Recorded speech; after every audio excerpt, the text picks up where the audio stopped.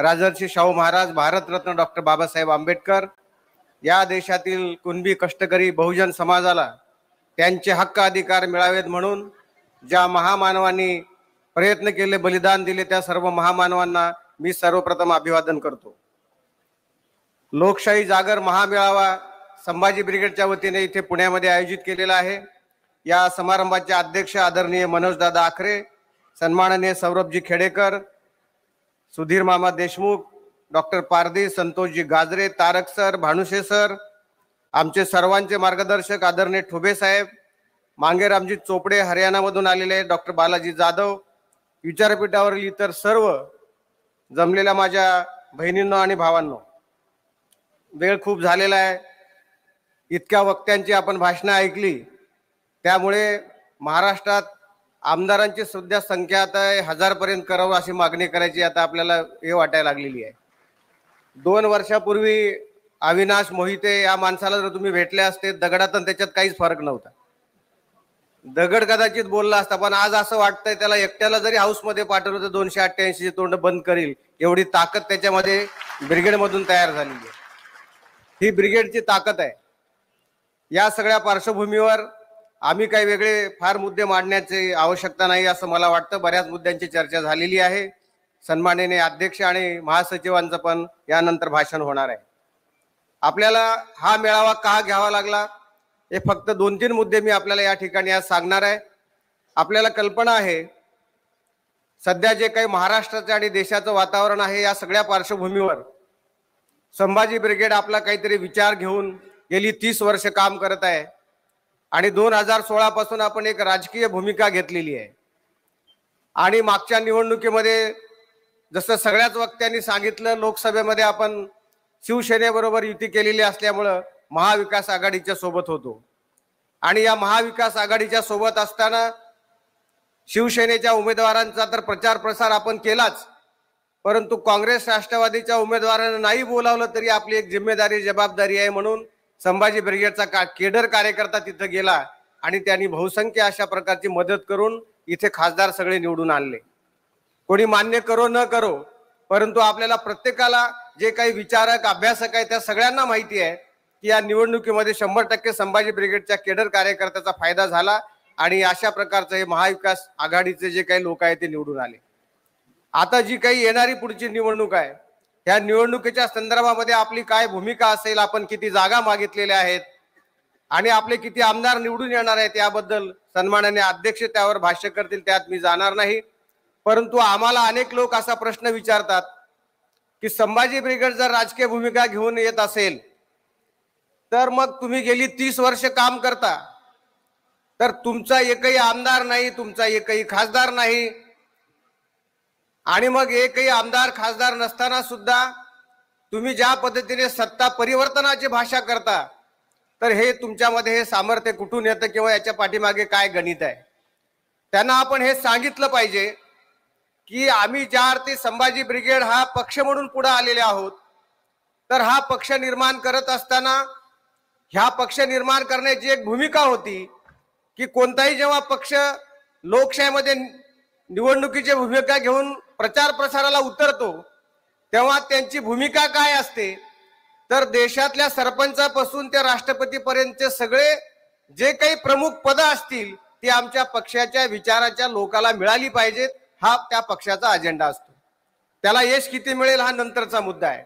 Sambhaji brigade गेली 30 वर्ष काम करते आणि तुम्हाला माहिती आहे, एक छोटासा प्रसंग आहे, संभाजी राजांची जेव्हा क्रूर हत्या झाली तेव्हा औरंगजेब लाखोंची सैन्य घेऊन महाराष्ट्रामध्ये आला आणि त्यांनी अशी संकल्पना केली की मी किमान 6-7 महिन्यामध्ये हा महाराष्ट्र हे मराठ्यांचं राज्य बेचिराग करून टाकतो।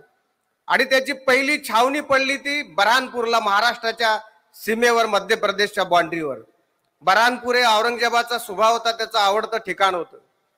जेव्हा 6-7-8 लाख लोकांच्या फौजेचं तिथे शामियाना पडला आणि तिथे औरंगजेब आला हे माहीत झालं, महाराष्ट्र सैरभैर झालेला होता, तेव्हा संताजी आणि धनाजी नावाच्या 2 माणसांनी फक्त एकच काम केलं की औरंगजेबाला महाराष्ट्रात येऊ दिलं नाही, वाट पाहिली नाही।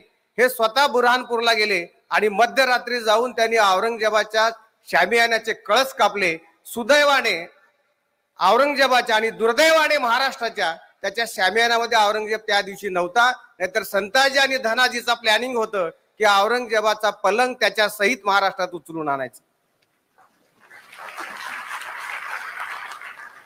आणि कळस कापून परत आल्यावर संताजी धनाजीला जेव्हा विचारण्यात आलं की हे तुम्ही अगोदर धाडस कशासाठी केलं, तुम्ही हे सगळा महाराष्ट्र हजारो किलोमीटर ओलांडून 7-8 लाख फौजेच्या औरंगजेबाच्या याच्यात कशासाठी गेले, तेव्हा त्या दोघांनी एवढंच सांगितलं, आमचं काहीच काम नव्हतं, आमचं एकच काम होतं की आम्ही मराठी आहोत आणि जिवंत आहोत हे औरंगजेबाला सांगायचं होतं, इशारा द्यायचा होता. आणि जोपर्यंत मराठ्यांच्या अवलादी, कुणब्यांच्या अवलादी शिवशाहू फुले आंबेडकरांच्या विचाराला मानणारी माणसं या देशात आहेत, तोपर्यंत अरे मोदी शहाच काय, हिटलरचा बाप जरी आला तर या देशातली लोकशाही आम्ही मरू देणार नाही, ही आमची ताकद आहे, हे संभाजी ब्रिगेडचं बळ आहे.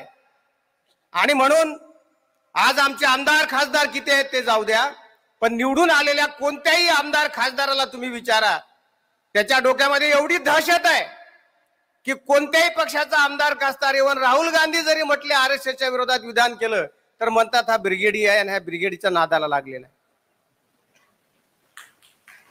ही ताकद कुठून आली? प्रत्येक आमदाराला बोलत असताना त्याच्या समोर संभाजी ब्रिगेडची काय प्रतिक्रिया येईल ही दहशत त्याच्या डोक्यामध्ये असते. अजून कोणती सत्ता स्थानं तुम्हाला मिळवायची आहेत ही वैचारिक ताकद ब्रिगेडने तयार केलेली आहे. परंतु आम्ही बघितलं एवढ्या ताकदीवर काही होणार नाही. आज ज्या पद्धतीने या गोष्टी घडतायत महाराष्ट्रामध्ये, सगळ्या गोष्टी निर्माण झालेल्या आहेत. हा संघर्ष जर आपल्याला संपवायचा असेल तर दुष्यंत कुमारचा एक खूप महत्वाचा शेर आहे. मग आपण संविधानाचं या ठिकाणी पूजन केलं. अनेकांना आश्चर्य वाटतं की संविधान बचाव लोकशाही बचाव असं म्हणतो, मग लोकशाही नाही का देशामध्ये? संविधानानुसार देशाचा कारभार चालत नाही का? तर आपल्याला कल्पना असेल की 2014 पासून आक्रमकपणे या देशामधलं संविधान जवळपास संपुष्टात आणलेलं आहे त्यांनी. कोणत्या संविधानाच्या कलमानुसार या देशाचा राज्यकारभार चालतो? आम्ही मोदीला शहाला शिव्या देतो, मोदीला शिव्या देतो. फडणवीसाने या महाराष्ट्राचा उकंडा करून टाकलेला आहे, सगळी घरदारं नासवलेली आहे. यांची सगळी आयडियोलॉजी जे बिन लग्नाचे आहेत, जे अविवाहित राहतात, त्यांच्या विकृत डोक्यातून आलेली याची संकल्पना आहे. ह्यांना कुणाला संसार नाही, पण तुमचा कुणाचा संसार यांना होऊ द्यायचा नाही. हे विकृत लोक आहेत. आणि म्हणून आम्ही ह्या टार्गेटवर हल्ला करतो.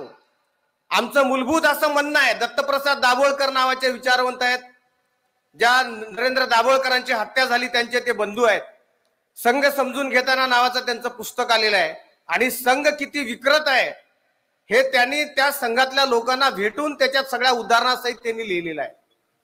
आणि म्हणून माझी सुद्धा आपल्याला विनंती आहे की मोदी शहा फडणवीस हे तुम्हाला टार्गेट जरी दिसत असले तर मोदी शहा आणि फडणवीस हे जे आहेत हे रेशीम बागेतल्या विष वृक्षाला लागलेली फळं आहेत.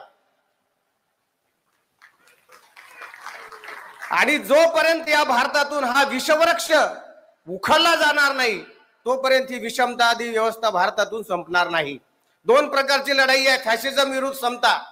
आमची लढाई आज मी पुणे जिल्ह्याचे जे सगळे आयोजक आहेत, अविनाश असेल, चंद्रशेखर किंवा आमचे उत्तम बापू, संतोष शिंदे, त्यांचे सर्व सहकारी, कुठलीही सरकार सत्ता नसताना ज्या पद्धतीचा त्यांनी प्रोग्राम आयोजित केलेला आहे, खरंच ह्या लोकांच्या हातामध्ये जर या देशाची संसद आणि विधानसभा आली तर या देशाचं किती नंदनवन होईल याचा तुम्ही विचार करा.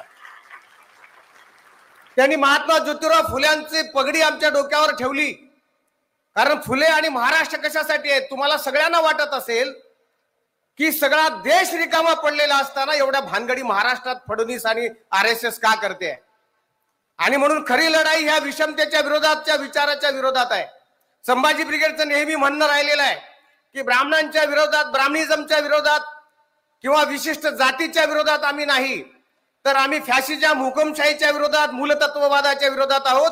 तो मूलतत्ववाद मुसलमानांचा असो, बौद्धाचा असो, मराठ्यांचा असो, लिंगायताचा असो, का ब्राह्मणांचा असो, का ख्रिश्चनांचा असो, कुणी या समतेला गाडण्याचा प्रयत्न करत असेल तर त्याच्या विरोधात शस्त्र हातात घेणारा पहिला संभाजी ब्रिगेडचा कार्यकर्ता असेल.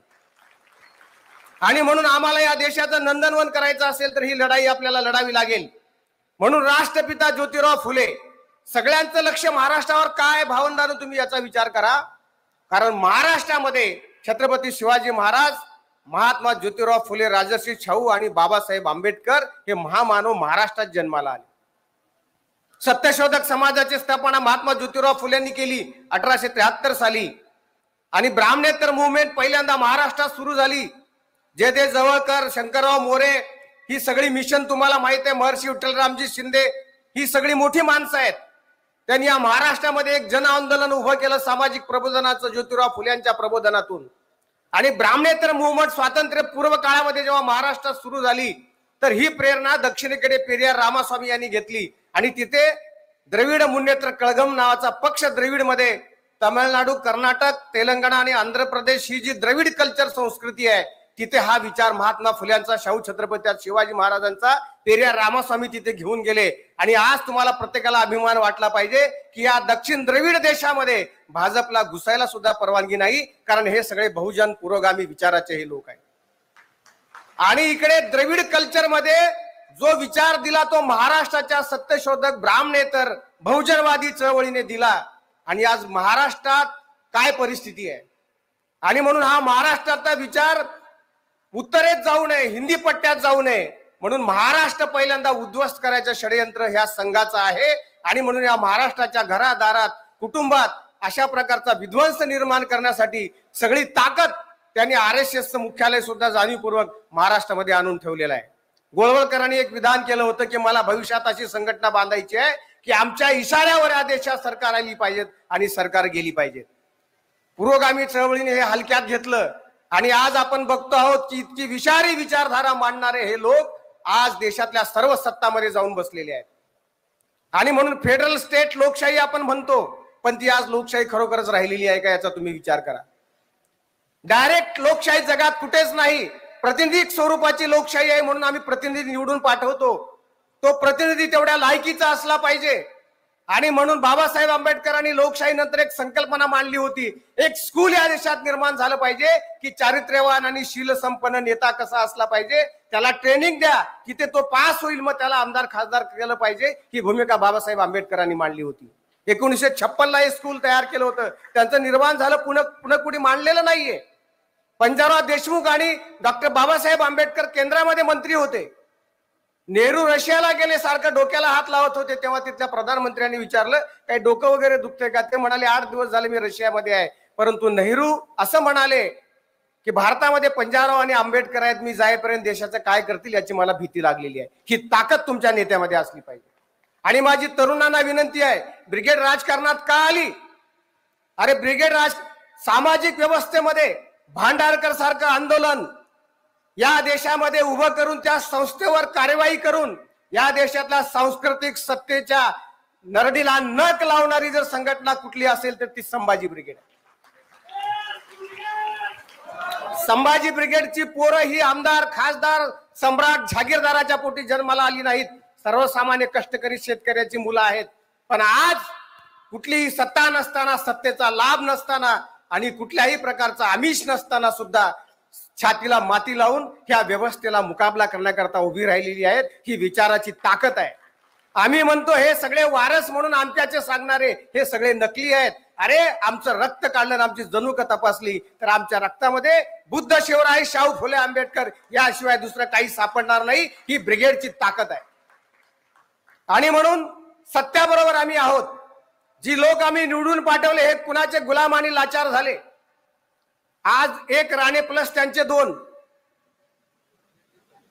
आमचे सौरभ दादा म्हणतात त्यांना अर्ध पकडा, त्यांना कसं काय पूर्ण धरायचं.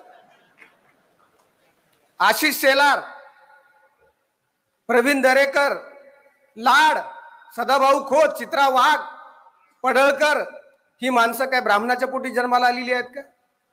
पण ह्यांना लाचारीचं कुठलं इंजेक्शन दिलंय, किती वाकाव किती झुकाव. अरे ह्या समाजाला कलंक अशा प्रकारचे ही लोक विधान करतायत.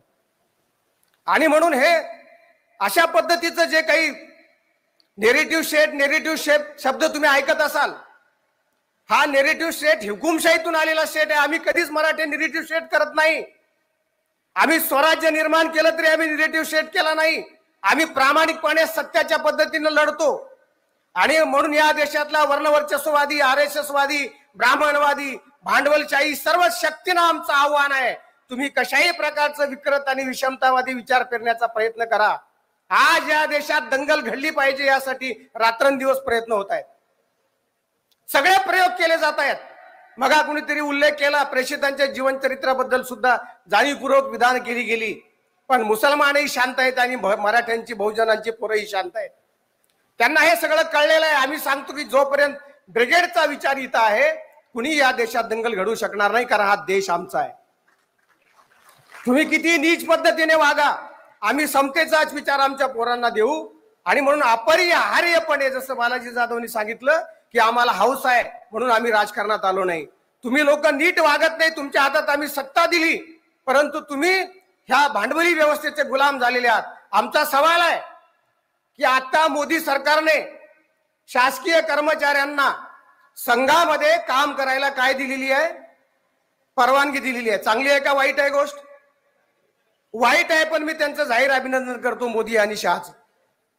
कारण स्वतःच्या विचारासाठी सत्तेत आल्यावर अख्ख्या जगाने जरी जोडे मारले तर विषमतावादी का विचार असे ना त्याच्याशी आपण प्रामाणिक राहिले पाहिजे, हा मेसेज त्यांनी त्यातून दिलेला आहे. माझा या देशातल्या पुरोगामी सत्ताधीशांना सवाल आहे, यशवंतरावापासून शरद पवारापर्यंत, नेहरू पासून शेवटच्या मनमोहन सिंगापर्यंत जे जे पुरोगामी विचारांचे, ते समाजवादी असतील, सेक्युलर असतील, कम्युनिस्ट असतील, हे सगळे जे सत्ताधीश होते यांच्या काळामध्ये पुरोगामी चळवळींना कार्यकर्त्यांना बळ देण्यासाठी तुमच्या हात का कलम केले होते का, हा आमचा तुम्हाला प्रश्न आहे. जर हा पुरोगामी महाराष्ट्र आहे तर हा साळुंके, शरद पाटील, मामा देशमुख, सत्यपाल महाराज, शिवराज महाराज जाधव ही माणसं तुमच्या नजरेसमोर कधीच महाराष्ट्र भूषणसाठी का आली नाही? ज्या नानाजी देशमुखांना तुम्ही भारतरत्न दिलं, ज्या लोकांना तुम्ही भारतरत्न देतात ती नावं वाचून असं वाटतं की आता पुरस्कारच नको. म्हणून ही व्यवस्था प्रश्न आम्ही उपस्थित केलेला आहे. आमचा मूलभूत चिंतनाचा हा विषय आहे की आज संविधान तुम्ही जवळपास 100% संपवलेलं आहे. फेडरल स्टेट ही संकल्पना नेस्तनाबूत झालेली आहे. केंद्राकडे सत्ता एकाधिकारशाही आलेली आहे. आमचा सवाल आहे, अंबानीला जमीन आणि अदानीला आकाश विकलं, कोणत्या घटनेच्या कलमानुसार विकलं मला तुम्ही सांगा. सगळ्या रेल्वेचं प्रायव्हेटायझेशन केलं, तुम्ही विकलं, कोणत्या संविधानाच्या कलमाचा तुम्ही आधार घेतला? आज तुम्ही धरणं विकताय, सडका विकताय, आज तुम्ही बँका विकताय, पैसा तुमच्या ताब्यात राहिलेला नाही. कोणत्याही विकृत कल्पना आणताय, आमचे पैसे लादताय आणि या लोकांना वाटताय. हे कोणत्या घटनेच्या कलमाच्या आधारे तुम्ही करत आहात? आणि म्हणून एकीकडे संविधान आहे असं म्हणायचं आणि दुसऱ्या बाजूला मात्र अशा विकृत व्यवस्था निर्माण करायच्या, असं दुहेरी दुष्टचक्र या देशामध्ये सुरू झालेलं आहे. प्रेमचंद नावाचा एक मोठा हिंदी साहित्यिक आहे, त्याची एक छोटीशी कथा आहे. त्यांनी सांगितलंय की एका राज्यामध्ये गाढवाची हत्या झाली. गाढवाची हत्या झाली, दरबार भरला, खटला न्यायालयात आला, राजा बसलेला आहे, सगळे लोक बसलेले आहे. त्यांनी सांगितले की गाढवाची हत्या झाली, आता गुन्हेगाराला काय सजा द्यायची? तर राजा एवढा बिंडोक होता, तो असं म्हणाला आता सजा काय द्यायची? तर फाशीचा दोर त्याच्या गळ्याला आहे, त्याला गुन्हेगार डिक्लेअर करा आणि त्याला फाशी द्या. असंच चालू आहे. 3 वर्षाच्या मुलीवर अत्याचार होतो, 6 वर्षाच्या मुलीवर अत्याचार होतो, दर मिनिटाला 27 बलात्कार या देशामध्ये होतात. अरे कुठला देश आहे, कोणाचा देश आहे? औरंगजेबाने म्हटलं होतं आपल्या सैनिकांना की शिवाजीच्या मराठ्यांची तुमची समोरासमोर गाठ पडेल आणि शिवाजीच्या मावळ्याची तलवार तुमची गर्दन कापण्याचा प्रसंग निर्माण झाला तर स्त्रीचं वस्त्र अंगावर पांघरा, ती तलवार वरच्यावर थांबेल, तुमचा जीव घेणार नाही. अरे शत्रूला सुद्धा वाटतं की ही मराठ्यांची संस्कृती आहे, कल्चर आहे. आणि आज काय चालू आहे या महाराष्ट्रामध्ये? तुम्ही त्याला राजकारण म्हणता, काय म्हणता? आज ठाण्यामध्ये बोर्ड लागलेले आहेत की बीजेपीच्या कार्यालयासमोर की बांगलादेशातल्या हिंदूंचा छळ झाला तर तुम्ही इथे आंदोलन करता, त्याबद्दल आमचं काही म्हणणं नाही. परंतु केवळ आपट्या नावाच्या RSS शी संबंधित माणसाची संस्था आहे आणि म्हणून तुम्ही असं म्हणता की इथे राजकारण सुरू आहे, तर लाज वाटली पाहिजे या देशातल्या राज्यकर्त्यांना. जी लोक रस्त्यावर उतरली, मला सांगा, किरायाची माणसं तुम्ही आणता 10-10 हजार रुपये देऊन, परंतु तुमचं प्रास्ताविक सुरू झाल्याबरोबर तुमच्या थोबाडावर लात मारून हे माणसं निघून जातात. हे मीडियावर आम्ही बघितलेलं आहे. किरायाची माणसं 10 तास 15 तास बसतात का? मला तुम्ही सांगा की त्यांच्या अंतःकरणातली आग आहे. या देशातल्या राज्यकर्त्यांना जर ही आग समजली नसेल तर जसं बांगलादेशच्या पंतप्रधानाच्या घराचं झालं, पाकिस्तानमध्ये होणार आहे, श्रीलंकेत झालं, अफगाणिस्तानमध्ये झालं, तसं जर भारतात झालं तर पहिल्यांदा तिघांची घरं पेटवली जाणार आहेत. ती कोण आहेत मी तुम्हाला सांगायची गरज नाही. महाराष्ट्रातलं एक आणि भारतातले 2. आणि जेव्हा या देशातली सर्वसामान्य जनता त्यांच्या भावनेला जर तुम्ही हात घातला ना, ते काय करतील तुम्हाला माहित नाही. हे जेव्हा रस्त्यावर उतरतील तेव्हा राजकारण काय हे कोणी बघणार नाही. हा सामान्य जनतेचा उद्रेक आहे. सामान्य माणसाच्या लढाईला तुम्ही त्याच्या असंतोषाला प्रबोधनाचं स्वरूप देऊन योग्य दिशेला नेण्याचं काम संभाजी ब्रिगेडनं केलेलं आहे. नाहीतर हिंसा केव्हाच्या देशात भडकली असती. प्रेषितांच्या वक्तव्यावरून केव्हाच दंगली या देशात सुरू झाल्या असत्या. परंतु मस्जिदी शांत आहेत आणि मंदिरही शांत आहेत. ते म्हणतात पहिल्यांदा फडणवीसानं मराव, पहिल्यांदा देशपांडे, कुलकर्णी, आगरकर, गोखले, रानडे, तुम्ही आता देव धर्मासाठी काम करा. आम्ही आता लोकशाही संसदेचं बघतो. कुठल्याही बहुजनाला स्वर्गात जायचं नाही. आणि म्हणून दुसरा सर्वात महत्वाचा मुद्दा आहे की फॅशिझम, हुकुमशाहीच्या विरोधात लोकशाहीची ही लढाई आहे. आमची ताकद किती महत्वाची आहे हे जाऊ द्या, परंतु आम्ही शिवसेनेबरोबर का गेलो? शिवसेना हिंदुत्ववादी पक्ष म्हणून प्रसिद्ध आहे. आमचं म्हणणं आहे की आमचं हिंदुत्व कोणतं आहे? छत्रपती शिवाजी महाराजांचं रयतेचं रक्षण करणारं हिंदुत्व आमचं आहे. सर्व धर्माचा समभाव करणारं हिंदुत्व आमचं आहे. वर्णव्यवस्थेचा पुरस्कार करणारं हिंदुत्व आमचं नाही. तुमच्या धर्मामध्येच लिहिलं असेल स्त्री भोग वस्तू आहे आणि म्हणून जर स्त्रीवर बलात्कारच करायचा असतो अशी संकल्पना तुमच्या धर्मव्यवस्थेतून निर्माण झाली असेल आणि तो धर्म माझा पवित्र धर्म आहे म्हणून कुणीतरी 1.5 फुटा येऊन धर्मरक्षण केलं पाहिजे असं आम्हाला सांगत असेल तर तो आमच्या धर्माचाही नाही, जातीचा नाही, देशाचाही नाही. एक आंब्याच्या कोळीतून जन्माला आलेलं म्हणतंय मराठी तर वाघ सिंह आहेत, त्यांना आरक्षण कशाला पाहिजे? उगीच मराठ्याला द ग्रेट मराठा मरेल पण हटणार नाही. अरे बाबा ते दिवस गेले, आता आम्हाला पेटवायचे. वाघाला वाघ आहे म्हणून कोल्यानं सांगायची गरज नाही. सिंहाला सिंह आहे म्हणून कुत्र्यानं सांगायची गरज नाही. वाघ वाघाच्या पोटी जन्माला येतो, वाघाची डरकाळी फोडतो आणि त्याच्या आवाजानं जगाला कळतं की ही वाघाची अवलाद आहे.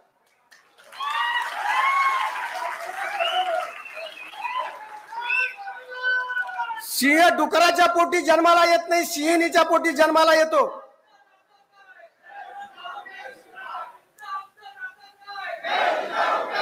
आणि जन्माला आल्याबरोबर गगनभेदी जंगल हादरवणारी गर्जना करतो.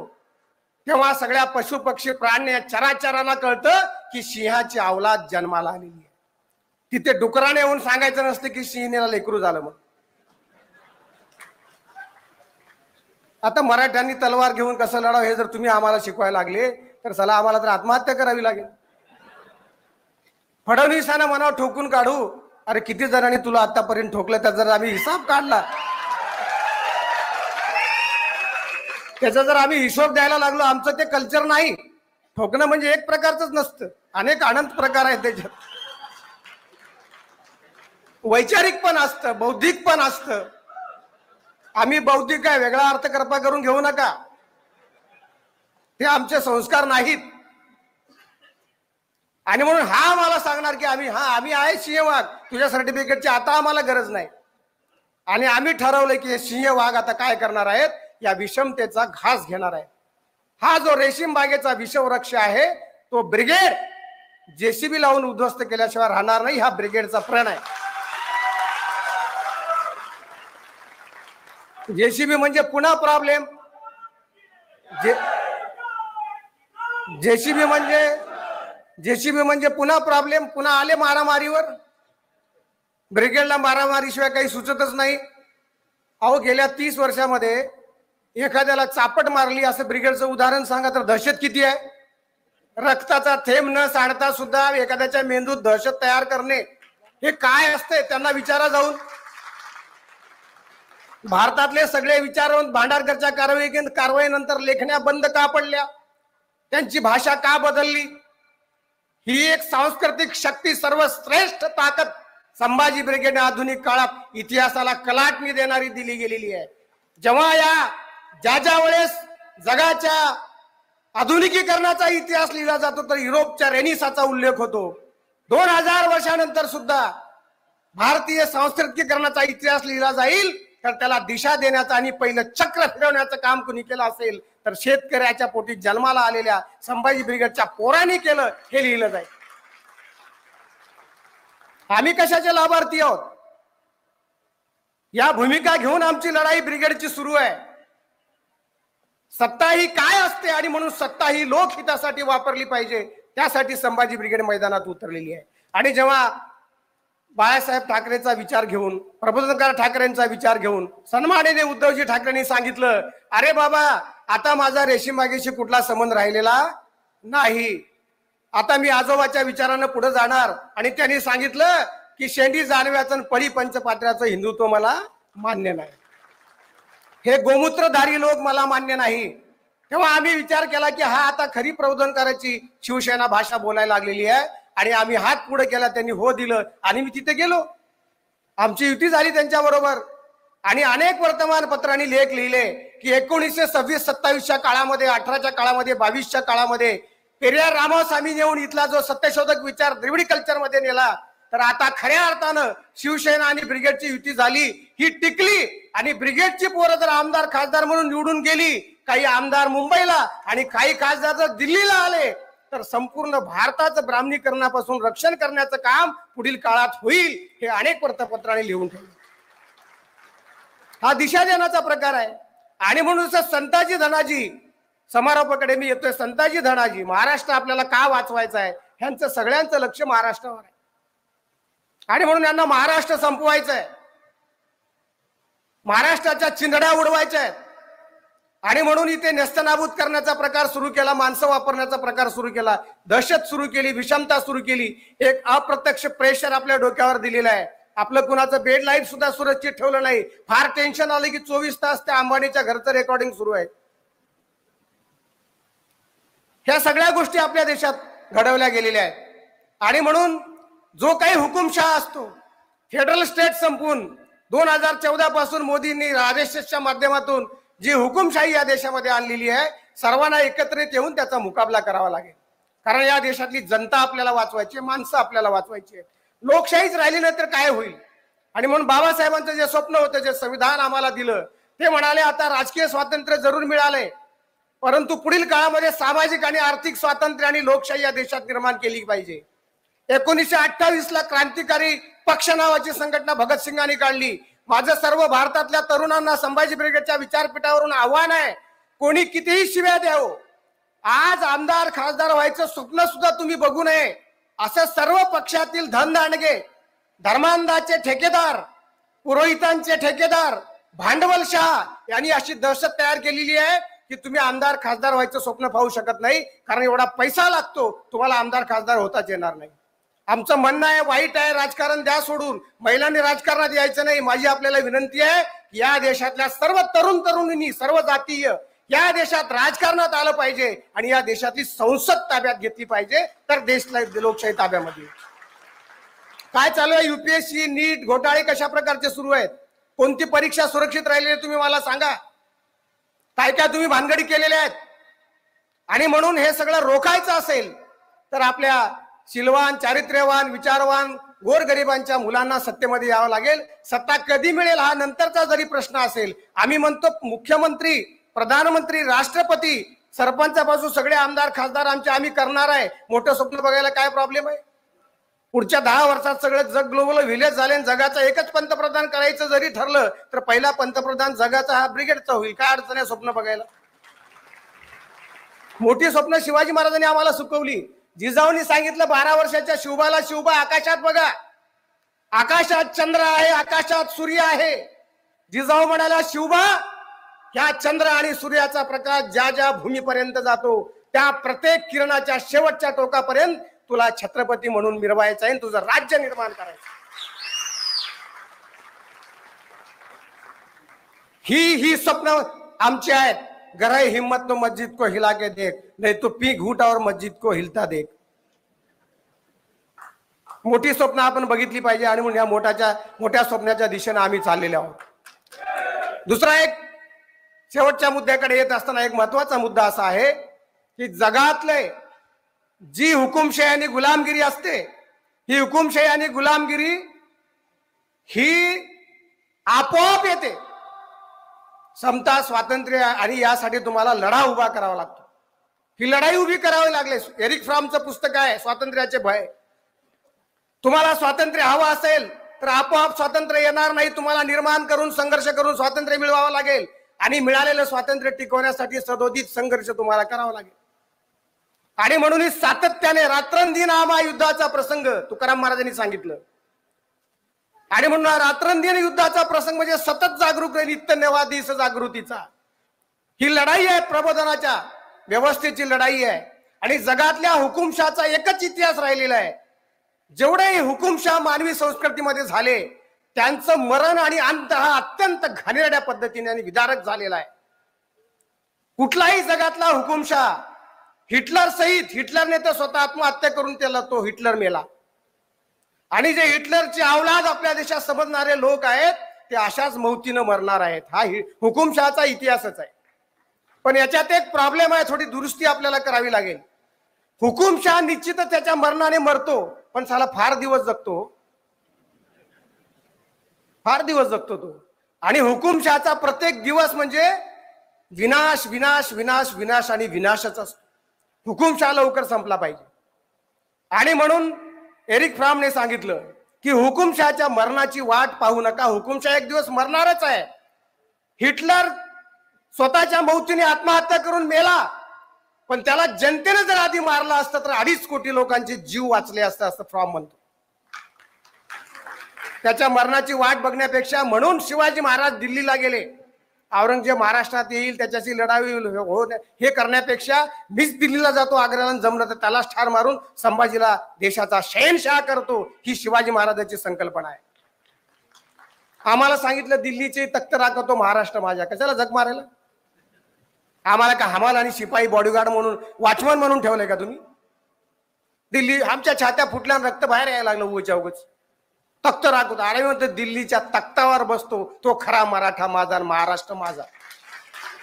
हे तख्त ताब्यात घेण्याचं स्वप्न जिजाऊने दाखवलेलं आहे, शिवबाने दाखवलेलं आहे. आणि म्हणून हुकुमशहाच्या अंताची वाट बघू नका.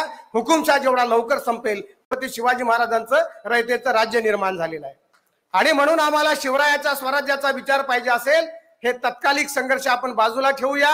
या सर्व महापुरुषांचा विचार घेऊन सर्व जातीय, सर्व प्रांतीय, सर्व धर्मीय लोक एकत्र येऊन जे जे स्वातंत्र्याला मानतात, समतेला मानतात, त्या सगळ्यांची मोठ बांधून ब्रिगेडला पुढाकार घ्यावा लागेल आणि त्या पद्धतीने आपल्याला पुढे जावं लागेल. तर हा निवडणुकीचा काळ आपल्याला नीटपणे पुढे नेता येईल. किती आमदार खासदार होतील हे येणारा काळ सांगेल, परंतु संभाजी ब्रिगेडचं प्रबोधन हे निरंतर चालू राहणार आहे. हे कधीच थांबणार नाही. हे कायम आपण लक्षात ठेवलं पाहिजे. कारण आपल्याला ईडीची भीती नाही, सीडीची भीती नाही, आपलं कुठल्या बँकेची भानगड नाही, कुठले कारखाने नाहीत, काही नाहीये. प्रबोधनकार ठाकरेंनी असं म्हटलेलं आहे, नंगे से खुदा भी डरता है. जे नंगे होत नाहीत ते मोक्षाला जाऊ शकत नाहीत. हे प्रबोधनकार ठाकरेचं वाक्य आहे. जे नंगे होत नाहीत ते मोक्षाला जाऊ शकत नाहीत. नंग्याला खुदाही डरतो आणि राज्यकर्त्यालाही खरे भय नंग्याचेच असते. या भारताला मुक्त केले ते एका नंग्या फकीरानेच. देवामध्ये जो नंगा तोच महादेव ठरला. जो नंगा नाही त्याचे म्हणणे कोणी ऐकून घेत नाही. तेव्हा गड्या तूही नंगा हो, त्याशिवाय आता पर्याय नाही. आम्ही रिकामे लोक आहोत. ओशोने एक छोटीशी गोष्ट एका मिनिटातली सांगतो आणि थांबतो. ओशोने एक गोष्ट सांगितली. एक राजा होता, राजाचा दरबार होता. राजाच्या ठिकाणी पाण्याची विहीर होती. एका दिवशी राजाकडे प्रधान गेला आणि राजाला म्हणाला, राजेसाहेब गजब झाला, काय झालं? त्यांनी सांगितलं, नगरातल्या लोकांना येडं व्हायचं विष टाकलंय, पाण्याच्या तळ्यामध्ये वेडं व्हायचं विष टाकलंय. असं कसं झालं? तर प्रधान म्हणाला, राजेसाहेब तुम्ही काळजी करू नका, आपल्या राजवाड्यातली विहीर सुरक्षित आहे, ती चांगली आहे. मग राजा म्हणला, काही हरकत नाही, सगळं जग वेडा होऊ दे, समाज वेडा होऊ दे, मला काय करायचं, आपली विहीर चांगली आहे. पण त्याचा प्रॉब्लेम असा झाला, लोक ज्या विहिरीचं पाणी पित होते, तळ्याचं पाणी होत होते, त्याच्यात वेडे व्हायचं विष गेलं. ते सगळे लोक, जनता वेडी झाली, त्यांनी अंगावरचे कपडे काढले, ते सगळे नंगे झाले आणि कपड्यातला राजा त्यांना आता वेडा वाटायला लागला. ते म्हणायला लागले की हमें हमारे जैसा राजा चाहिए. आणि सगळ्यांचा मोर्चा राजवाड्याकडे निघाला. आता राजाला जिवंत राहायचं असेल तर एकच करावं लागेल, एकतर त्यांच्या रोषाला बळी पडून मरावं लागेल, नाहीतर त्यांना कपडे काढावे लागतील. ह्या देशातले राज्यकर्ते जर समजत असतील आम्ही सुरक्षित आहोत, आम्हाला 4 कारखाने आहेत, आमचे पोरं परदेशात आहेत. आम्ही जर नंगे झालो ना तर तुम्हालाही आम्ही तुमच्या अंगावर कपडे ठेवणार नाही. ही ब्रिगेडची ताकद आहे. आमच्या नादाला लागू नका. आम्ही विचाराचे लोक आहे, आम्ही शस्त्र हातात घेत नाही, परंतु प्रबोधनाच्या माध्यमातून आम्ही क्रांतीची अपेक्षा ठेवतो. परंतु जर प्रबोधनाने क्रांती झाली नाही तर नांगराची तलवार कशी करायची आमच्या रक्तातच आहे. तुम्ही आम्हाला सांगू नका. दया तिचे नाव भूतांचे पालन, अनेक निर्दालन कंटकांचे, तुकाराम महाराजांनी सांगितलेलं आहे. आणि म्हणून दया तिथे दया दाखवू. आणि जर तुम्ही निर्दयपणा केला तर तुमच्याशी कसं लढायचं हे तुम्ही आम्हाला शिकवायची गरज नाही. त्या पद्धतीने आपल्याला पुढे जावं लागेल. अपने चेहरे से जो जाहिर है छुपाए कैसे, अपने चेहरे से जो जाहिर है छुपाए कैसे, तेरी मर्जी के मुतालिब हम नजर आए कैसे. तुमच्यासारखं आम्ही वागणार नाही, तुमची भाषा आम्ही बोलणार नाही. तुम्ही ज्याच्या पुढे नतमस्तक व्हाल त्याच्या पुढे आम्ही नतमस्तक होणार नाही. आमची प्रेरणास्थानं आम्हाला माहित आहे. आम्ही समतेचे पुरस्कर्ते आहोत. तुम्ही किती सांगा, आम्ही माळी धनगरांच्या विरोधात लढणार नाही, कुंभार चांभार वडरांच्या विरोधात लढणार नाहीत, हिंदू मुसलमानांच्या विरोधात लढणार नाहीत. कारण आमच्या डोक्यात समाज एकोपा एक संघ निर्माण करणं ही आमची विचाराची ताकद आहे. वेळ पडली तर तुमच्या सगळ्या नेत्यांना सर्व जाती आम्ही उघड करू, पण आमचा समाज एक संघ ठेवू, आमचा देश एक संघ ठेवू. अपने चेहरे से जो जाहिर है छुपाए कैसे, तेरी मर्जी के मुतालिब नजर आए कैसे, घर सजाने का तवस्सुर तो बहुत बाद है, पहले ये तो तय हो कि इस घर को बचाए कैसे. आणि शेवटचा आहे, लाख तलवारें बड़ी आती हो गर्दन की तरफ, लाख तलवारें बड़ी आती हो गर्दन की तरफ, सर झुकाना नहीं आता तो झुकाए कैसे. हा आमचा प्रॉब्लेम आहे. धन्यवाद. जय जिजाऊ जय शिवराय.